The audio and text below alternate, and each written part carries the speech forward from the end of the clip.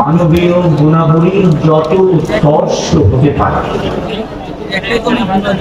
এর সবটুকু আমাদের প্রিয় নবী মুহাম্মদুর রাসূলুল্লাহ সাল্লাল্লাহু আলাইহি ওয়াসাল্লামের মাধ্যমে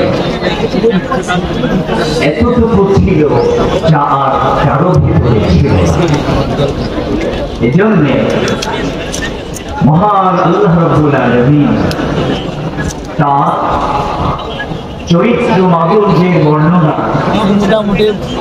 শাহী ঘোষণার মাধ্যমে দিয়েছেন।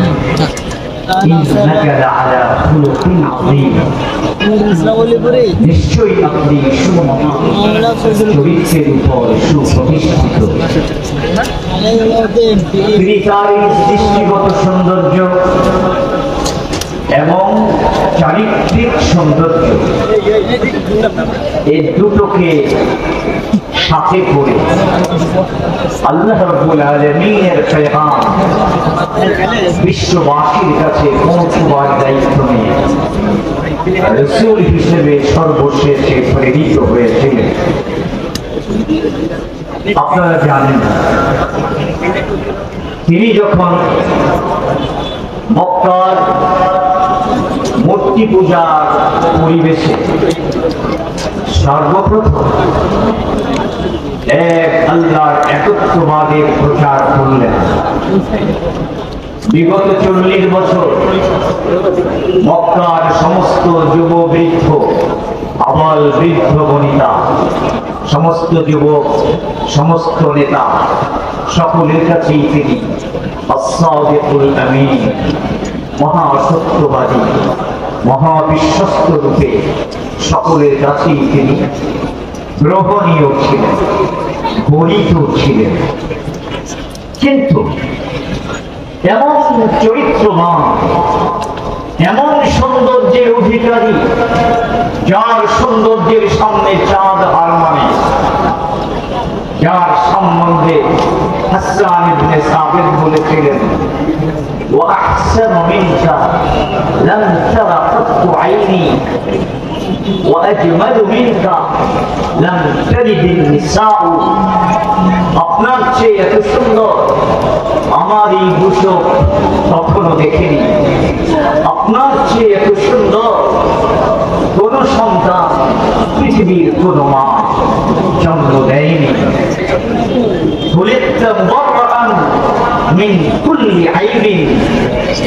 আপনি সৃষ্ট হয়েছেন সর্বপ্রকার দোষ ত্রুটি থেকে মুক্ত হয়ে,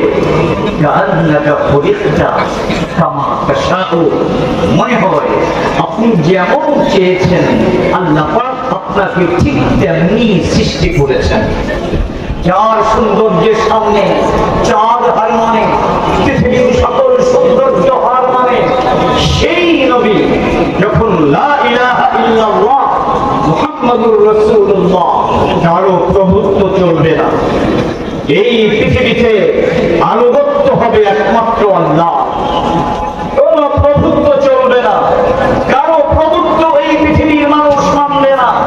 এই পৃথিবীর যিনি স্রষ্টা, যিনি আমাদের স্রষ্টা, যিনি গোটা বিশ্ব সৃষ্টির একমাত্র স্রষ্টা, যিনি এই চাঁদ সৃষ্টি করেছেন, যিনি এই সূর্য সৃষ্টি করেছেন, সপ্ত আকাশ সৃষ্টি করেছেন, সপ্ত জমিন সৃষ্টি করেছেন, সাগর মহাসাগর সৃষ্টি করেছেন, চর্ব চস্য লেখ্য পেয় রকমারি খাদ্যদ্রব্য সবকিছু যেই মহান স্রষ্টার সৃষ্টি, আনুগত্য হবে একমাত্র তার, শ্রদ্ধা হবে একমাত্র তার।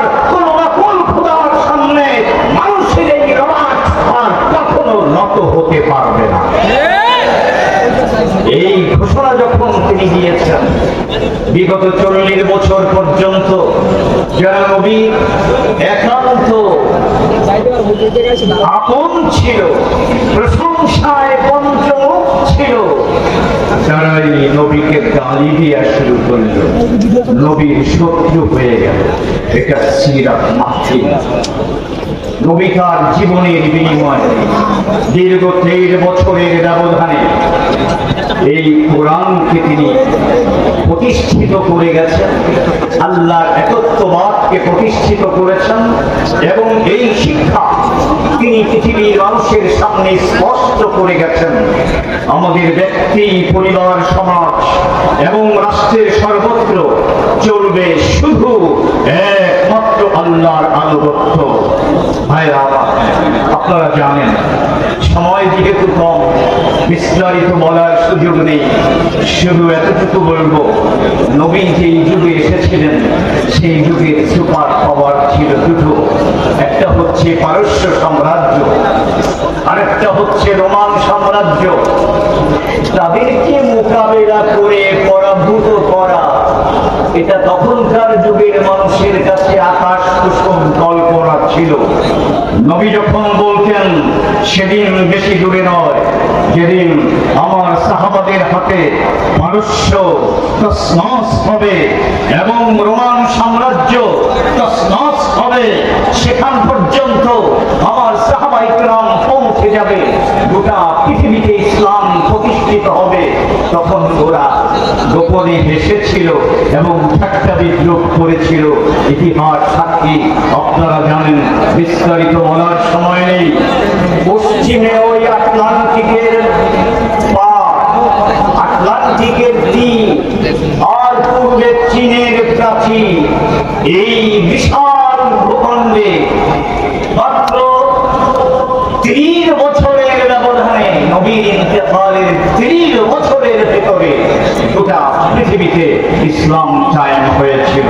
এবং আপনারা জানেন, এই গোটা পৃথিবী তাদের রাজনৈতিক জীবন, তাদের ব্যক্তি জীবন, সামাজিক জীবন, অর্থনৈতিক জীবন, সাংস্কৃতিক জীবন সবকিছু পরিচালনা করেছে কোরআনের ভিত্তিতে এবং নবীর সিরাত, সুন্নাত এবং আদর্শের ভিত্তিতে।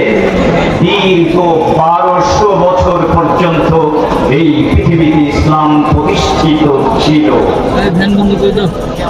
এরপর আসুন, একটা কথা বলার জন্যই আমি বসেছি, ও কথাটা বলেই আমি শেষ করে দেব। 1757 এই পর্যন্ত গোটা ভারত উপমহাদেশ ইসলামের ভিত্তিতে পরিচালিত হয়েছে, বলুন ঠিক কিনা?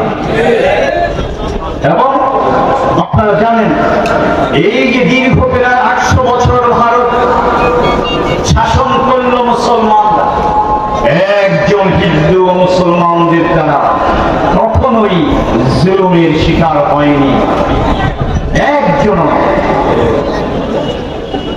আমাদের ইসলামী শাসন আমাদের হাতছাড়া হয়েছে কবে? যেদিন মুসলমানদের কিছু স্বার্থান্বেষী মহল ইংরেজদের সাথে যোগাযোগ করে ক্ষমতার লোভে আমাদের এই ভারতে যখন মীর জাফরের আবির্ভাব হয়েছে, আবার ওই আরব দেশেও কিছু মীর জাফরের আবির্ভাব হয়েছিল। তারা অটোমান সাম্রাজ্যের সাথে গাদ্দারি করেছে, আর আমাদের এই দেশে ইংরেজদের সাথে আঘাত করে মীর জাফরেরা গাদ্দারি করেছে। 1757 সালে আমাদের ভাগ্যাকাশে এক বিষাদের সূচনা হয়েছে। তখন থেকে নিয়ে হিসাব করে দেখুন, আজকে পর্যন্ত 267 বছর হয়। কত বছর হয়? 267 বছর।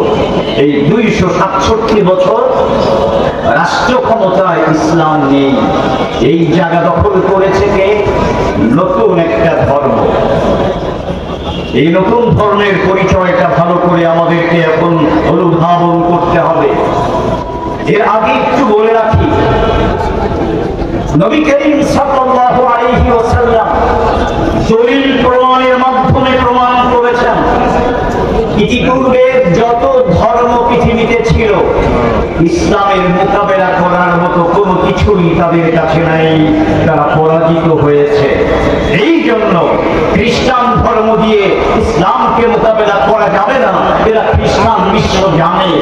ইহুদি ধর্ম দিয়ে ইসলামকে মোকাবেলা করা যাবে না, ওটা ওরা জানে। অন্য যে কোনো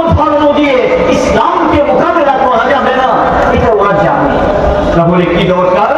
একটা নতুন ধর্ম দরকার, যেই ধর্ম দিয়ে তারা ইসলামকে মোকাবেলা করতে চায়।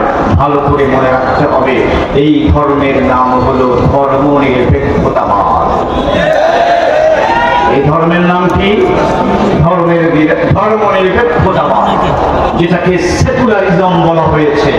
এনসাইক্লোপিডিয়া অফ ব্রিটানিকা, ইংরেজ যে বিশ্বকোষ, ইংলিশ বিশ্বকোষ, ওটা আপনারা দেখবেন। আমাদের বাংলা একাডেমি থেকে যেই সমস্ত অভিধান রচিত হয়েছে সেখানেও দেখবেন ধর্মনিরপেক্ষতা, এটা একটা তথাকথিত অনুবাদ, এটা আসল অনুবাদ নয়। এর আসল অনুবাদ হলো এন্টি ইসলাম এবং আরেক অনুবাদ হলো নাস্তিকতা। এবং এজন্যই আমরা দেখতে পাই যেখানে সেকুলারিজম কায়েম হয়েছে সেখানেই ইসলামের সাথে চরম দুর্ব্যবহার করা হয়েছে। তুরস্কে এই সেকুলারিজম কায়েম করেছিল, আমরা দেখেছি। এটা কায়েম করার পর সেখানকার সকল মাদ্রাসা বন্ধ করে দেওয়া হয়েছে। আমরা দেখেছি সেখানে এটা কায়েম করার পর আযান এর অপরাধে সেখানকার একজন প্রধানমন্ত্রীকে ফাঁসি কাষ্ঠে ঝোলানো হয়েছে। সেখানে বুরকা নিষিদ্ধ করা হয়েছে, কোরআনের আরবি হরফ এটাকেও নিষিদ্ধ করা হয়েছে, আযানের আরবি উচ্চারণ এটাকেও নিষিদ্ধ করা হয়েছে। একটা মাদ্রাসা রাখা হয় নাই, সেখানে যারা কোরআন শিখতে চেয়েছে তারা মাটির নিচে গর্ত করে সেখানে কোরআন শিখেছে। এটা গেল তুরস্কের কথা। লম্বা কথা বলার সময় নেই, এবার আসুন আমাদের বাংলাদেশ। আমরা যখন স্বাধীন হয়েছিলাম, স্বাধীনতার 2 বছর পর 72-এ যখন সংবিধান রচনা হয়, তখন এই দেশের মানুষ জানতে পারে যে ধর্মনিরপেক্ষতার জন্য আমাদের 71-এর স্বাধীনতা আন্দোলন হয়েছে। আমি স্পষ্ট রূপে বলতে চাই, 6 দফার মধ্যে ধর্মনিরপেক্ষতার কথা নাই। 69-এর গণ অভ্যুত্থানের কোন ইশতেহারে ধর্মনিরপেক্ষতার কথা নাই। এরপর অতীতের কোন সরকার বিরোধী আন্দোলনে ধর্মনিরপেক্ষতার কথা নাই। স্বাধীন হলো মানুষ আযান দিয়ে, তাকবীর দিয়ে, নামাজ পড়ে, দোয়া করে স্বাধীনতা আন্দোলন করেছে। এই আন্দোলনকে হাইজ্যাক করে ভারত থেকে ধর্মনিরপেক্ষতা আমদানি করে বাংলাদেশের ধর্মপ্রাণ মানুষের উপর চাপিয়ে দেওয়া হয়েছে। চাপানোর পরের ইতিহাস আমরা জানি। ঢাকা ভার্সিটি থেকে রব্বি জিদনি ইলমা এটাকে তাড়িয়ে দেওয়া হলো। নজরুল ইসলাম কলেজ থেকে কলেজ এই শব্দটাকে ঝেঁটিয়ে বিদায় করা হলো। এবং দেখেছি ওই দলের নেতারা বুক ফুলিয়ে ঘোষণা করেছে, আবার যদি ক্ষমতায় যেতে পারি তাহলে সংবিধান থেকে ইসলামের নামকে ঝেঁটিয়ে বিদায় করা হবে। এবং আপনারা স্পষ্টভাবে লক্ষ্য করেছেন, এই 2009 সালে যখন ক্ষমতায় এসেছে তখন পঞ্চদশ সংশোধনীর মাধ্যমে সংবিধানে শুধু একটা শব্দ ছিল, আল্লাহর উপর আস্থা এবং বিশ্বাস। এই আস্থা বিশ্বাস এটাকেও তারা বরদাস্ত করতে পারে নাই। এর ফলাফল কি হয়েছে? যেই দেশের রাষ্ট্র পরিচালনায় আল্লাহর প্রতি আস্থা থাকে না, যেই দেশের রাষ্ট্র পরিচালনায় ইসলামের প্রতি আস্থা থাকে না, যেই দেশের রাষ্ট্র পরিচালনায় ধর্মনিরপেক্ষতা মূল নীতি হয়, সেই দেশ, সেই রাষ্ট্রের যারা রাষ্ট্রনায়ক, মন্ত্রী পরিষদ, তারা কেমন হয় আপনারা দেখতে পেয়েছেন। এমন দুর্নীতিতে আকণ্ঠ নিমজ্জিত হয়েছে, শেষ পর্যন্ত দেশ ছেড়ে পালাতে হয়েছে। অতএব সংবিধান সংস্কার কমিশন হয়েছে, এই কথা বলে শেষ করে দিতে চাই। ভাইরা আমার, আমরা যে সিরাত সম্মেলন করেছি, আমরা কি চাই না বাংলাদেশের প্রতিটি মুসলমানের ব্যক্তিগত, সামাজিক, রাষ্ট্রীয় সকল কাজ নবীর সিরাত অনুযায়ী পরিচালিত হোক? এটা আমরা কারা কারা চাই? দুই হাত তুলে দেখাই।